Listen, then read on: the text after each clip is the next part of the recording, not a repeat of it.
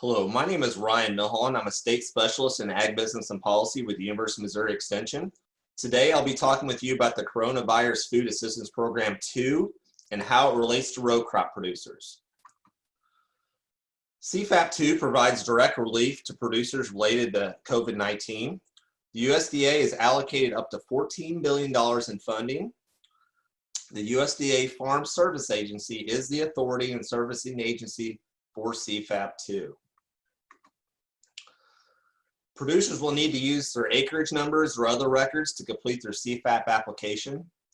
The program is self-certification, meaning that the records don't have to be submitted with an application, but should be kept in case they're audited. There is a program payment limitation for CFAP 2 of $250,000 per individual or entity. There's also special payment limitation rules that apply to people that are within corporations, LLCs, limited partnerships, trusts, or estates. Whereas if there's members active in labor and management, that payment limitation can be increased in certain cases. Eligible row crop commodities grown in Missouri include alfalfa, barley, corn, cotton, millet, oats, peanuts, rice, rye, sorghum, soybeans, sunflowers, wheat, and triticale. Additionally, hemp, amaranth grain, buckwheat, and teff are eligible as well. Note that this list doesn't include all the national crops, but just the ones that are known to grown in Missouri. Payments for the trigger or the price trigger crops. There's two different ways to have the payment rate per acre, and it's the highest of the two. It's either $15 per acre or it's based on a formula. And that formula is based on the crop market percentage multiplied by a payment rate per unit and then multiplied by the APH approved yield for that producer. The table below shows those different formula factors for these different commodities: barley, corn, cotton, sorghum, soybeans, sunflowers, and wheat. So basically, you would just apply the crop marketing percentage for each one of those times the payment rate shown for each commodity times the producer APH. If there isn't a 2020 APH available, they would basically use the ARC-CO benchmark yield for that crop would be used in its place at an 85% rate. So basically, after you determine the highest payment rate per acre, then it'd be multiplied by your eligible crop acreage would help determine what your CFAP 2 payment would be. Payments for the flat rate crops, which would include alfalfa, amaranth grain, buckwheat, hemp, millet, oats, peanuts, rice, rye, and triticale, are all just on a flat $15 per acre payment. Note that crops that are intended for grazing are ineligible for CFAP 2 payments. We've prepared an example for a row crop operation that produces corn, soybeans, alfalfa, and hemp. Corn and soybeans, you would use the formula, so the crop marketing percentage times the payment rate times the 2020 APH.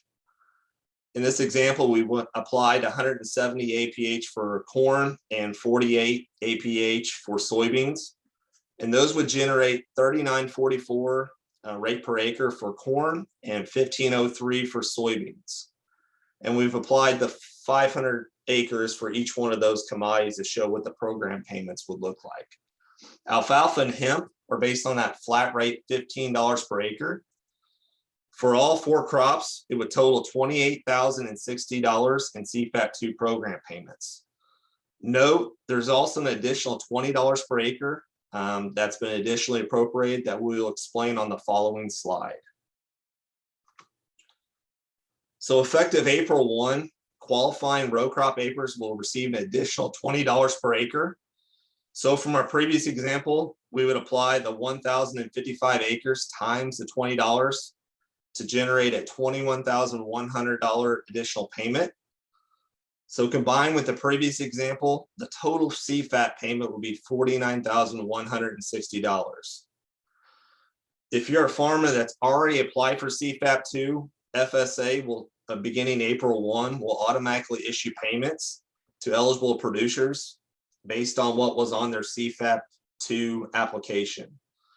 If you've already applied, you don't need to submit a new application to receive this payment. How to sign up, 4 ways.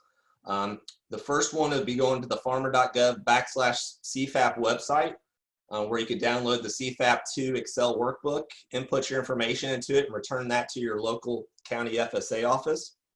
Additionally, there's also a manual version, a PDF form that you can download and input information and submit that to your FSA office.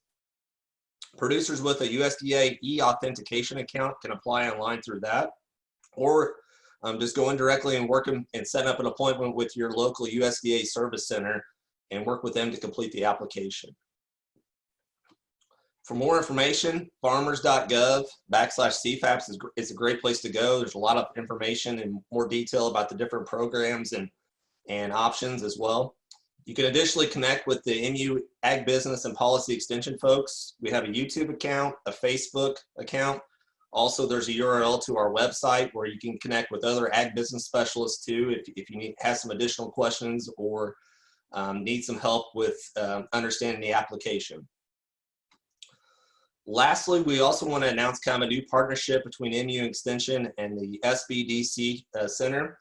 We've developed a new center. It's called the Missouri SBDC for Ag, Food, and Forestry. It's charged with working with farms and agricultural businesses to kind of do one-on-one business counseling. It's at no cost. And if there's producers or folks interested in those services, feel free to reach out to the website shown on the left or one of our main program contacts as well.